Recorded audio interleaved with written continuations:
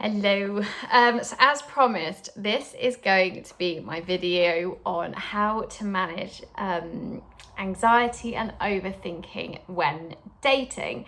And I'm also going to cover 3 to 4 tips in how to actually manage this to give you really, really practical takeaway points.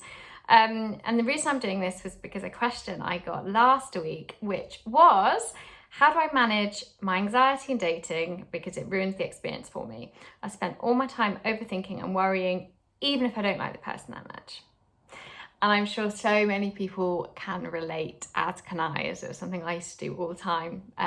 It was almost like your thoughts and the anxiety is so disproportionate to actually what is happening with that other person. So hopefully this video is really going to cover quite a spectrum of situations that you could be in. Even from kind of situations such as you might not have even met the person yet, but you're kind of texting and perhaps building up to a date and you've got that anxiety about whether they're going to text you back. Or it could be you've been on a few dates and there is the kind of overthinking and analysing of, how do they feel? Do they like you? Are they going to ask to see you again? Or you could be kind of further in, we could be talking months here where you are on high alert waiting for something to go wrong, or you are on high alert because you've noticed something shift and something change and you think that they're pulling away. Or, which is something that happens to a lot of my clients, you could just be overthinking and getting kind of worried and anxious about actually the thought of not meeting anybody at all. So whatever you're feeling, hopefully these 3 tips are going to help you. And I'd say with my clients, situations like this tend to kind of manifest itself in overthinking and worrying to the point that they can't sleep,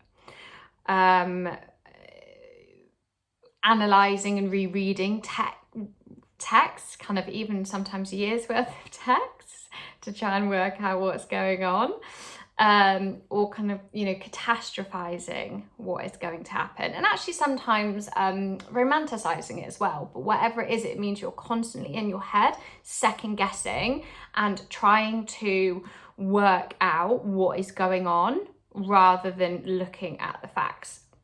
So what I wanted to say to start off was that, look, overthinking and some form of anxiety in dating is completely normal, and I'm not sure you're ever going to completely get away from it. It's you're dealing with the unknown. You can't control what another person is going to do or how they're going to act or what they're thinking. So there is a lot of fluidity within that. And as humans, we like certainty and we tend to like to know what's going to happen in the future. So I think, first of all, accept that there's always going to be an element of you perhaps feeling a little bit unsettled or a little bit more anxious than usual.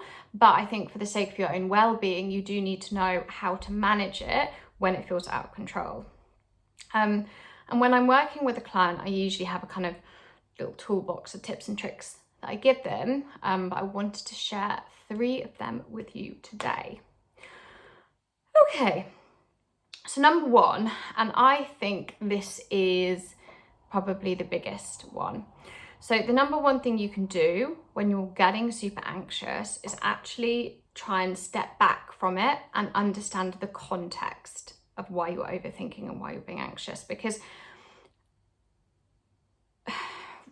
when we overthink something, we tend to take an action that somebody has done and we insert a story onto that action about our own self-worth and what it means about us. So if we think about that from an example point of view, let's say somebody hasn't texted you back. That's the action. The story you're attaching to that is they haven't texted me back because they don't like me, which means I'm not good enough. They're going to go and find somebody who's taller, thinner, prettier, smarter, whatever, live happily ever after, and I'm going to be on my own because they're the best I can get. Okay, so you see you've got the action and then you've got a massive story that you're putting on it, which feels shit, doesn't it? It's not the action, it's the story that feels awful.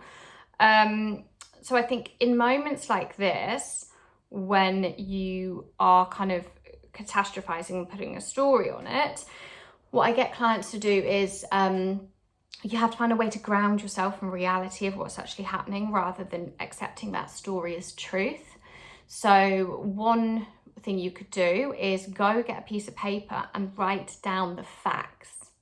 Write a list, write the facts down, not what you think is happening, what is actually happening, such as we went on a date, they text me twice a day since. They haven't texted me today, okay?